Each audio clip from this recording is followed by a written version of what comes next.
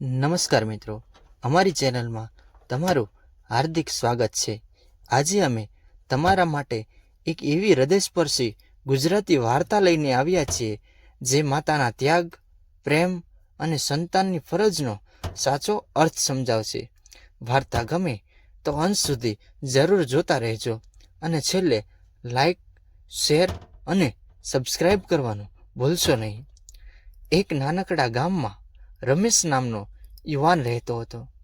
તે રોજ મજૂરી કરીને પોતાના ઘરની જવાબદારી સંભાળતો હતો।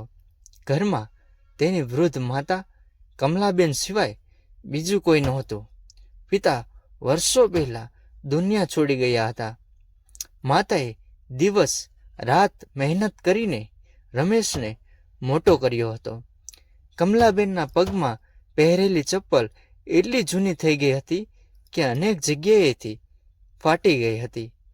ઘણી વખત રમેશે કહ્યું, માં, નવી ચપ્પલ લઈ આવીએ, પણ માં હંમેશા હસીને કહેતી, બેટા, હજુ ચાલે છે, પહેલાં ઘરના ખર્ચા પૂરા કર।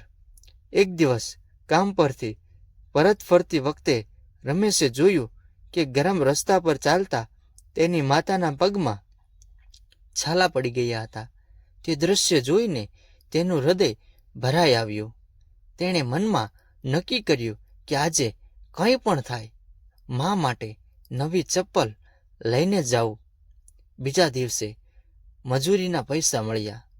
પોતાની જરૂરિયાતો ભૂલીને તે સીધો શહેરની એક ચપ્પલની દુકાન પર ગયો। દુકાનદારે હસીને પૂછ્યું, ભાઈ, કેવી ચપ્પલ જોઈએ? રમેશે કહ્યું, મારી મા માટે એવી આપો કે તેમના પગને આરામ મળે। દુકાનદારે ઘણી ચપ્પલો બતાવી, પરંતુ રમેશ વારંવાર કહેતો, મારી મા આખો દિવસ કામ કરતી હતી, હવે તે વૃદ્ધ છે, તેમના પગમાં દુખાવો રહે છે, સૌથી આરામદાયક ચપ્પલ આપો। દુકાનદારને આશ્ચર્ય થયું। તેણે પૂછ્યું, તમારી મા ક્યાં છે? તેમને સાથા લાવ્યા હોત તો માપ લઈ લેત। રમેશ થોડો મૌન રહ્યો, પછી ધીમા અવાજે બોલ્યો, સાહેબ, મારી મા ક્યારેય પોતાની માટે ખરીદવા આવતી નથી। આખી જિંદગી મારા માટે જ જીવ્યા છે। જ્યારે હું નાનો હતો ત્યારે મારી સ્કૂલની ફી ભરવા માટે તેમણે પોતાની નવી સાડી પણ વેચી દીધી હતી। દુકાનદાર શાંતિથી સાંભળતો રહ્યો। રમેશે આગળ કહ્યું, એક વખત વરસાદમાં મારા માટે ચપ્પલ ખરીદી હતી, પરંતુ પોતે ખાલી પગે ઘરે આવ્યા હતા। હું નાનો હતો એટલે સમજ્યો નહોતો। આજે સમજાય છે કે માતા પોતાનું બધું જ સંતાન માટે આપી દે છે। આ શબ્દો સાંભળતા દુકાનદારની આંખો ભીની થઈ ગઈ। તેને પોતાની વૃદ્ધ માતાની યાદ આવી। ઘણા મહિનાથી તે કામના બહાને તેમને મળવા પણ ગયો નહોતો। દુકાનદારે પ્રેમથી સૌથી સારી અને નરમ ચપ્પલ કાઢી। તેણે બિલ બનાવ્યું, પરંતુ રમેશને કહ્યું, બેટા, આ ચપ્પલનો અડધો પૈસો જ આપ। રમેશે કહ્યું, ના સાહેબ, હું મહેનતથી કમાણીથી ખરીદી રહ્યો છું, પૂરો પૈસો લઈ લો। દુકાનદાર બોલ્યો, આ મારી તરફથી તારી માતાને નાનકડી ભેટ છે। એવી માતાઓ દુનિયામાં બહુ ઓછી હોય છે। રમેશની આંખોમાં પણ આંસુ આવી ગયા। તેણે આભાર માન્યો અને ચપ્પલ લઈને ઘરે ગયો। ઘરે પહોંચીને તેણે માતાને કહ્યું, માં, આંખો બંધ કરો। કમલાબેને આંખો બંધ કરી। રમેશે ધીમેથી તેમના પગમાં નવી ચપ્પલ પહેરાવી। જ્યારે માતાએ આંખો ખોલી ત્યારે તેમની આંખોમાંથી ખુશીના આંસુ વહેવા લાગ્યા। તેમણે કહ્યું, બેટા, આટલો ખર્ચ શા માટે કર્યો? રમેશે માતાના પગ સ્પર્શ કરીને કહ્યું, માં, તમે આખી જિંદગી મારા માટે બધું છોડ્યું।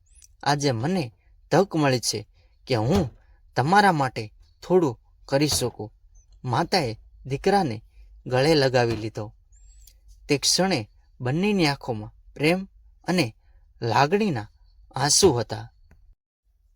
થોડા દિવસ પછી એ જ દુકાનદાર પોતાના ગામ ગયો. તેણે પોતાની માતા માટે પણ નવી ચપ્પલ ખરીદી અને તેમના પગે પોતાના હાથથી પહેરાવી. તેની માતા ખુશ થઈ ગઈ. દુકાનદારને સમજાઈ ગયું કે દુનિયાની સૌથી મોટી સેવા પોતાના માતા પિતાની સેવા છે. મિત્રો, માતા પિતા આખી જિંદગી પોતાના સંતાન માટે સંઘર્ષ કરે છે. જ્યારે તેઓ વૃદ્ધ થાય ત્યારે તેમને પૈસા કરતાં વધુ પ્રેમ, સમય અને સન્માનની જરૂર હોય છે.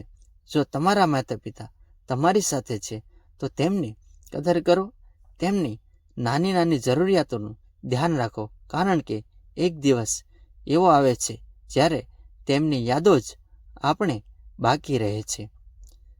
આ વાર્તા પરથી મળતો બોધ: માતા પિતાનો પ્રેમ ક્યારેય ચૂકવી શકાતો નથી, પરંતુ તેમની સેવા કરીને અને તેમને ખુશ રાખીને આપણે જીવનને સાચા અર્થમાં સફળ બનાવી શકીએ છીએ.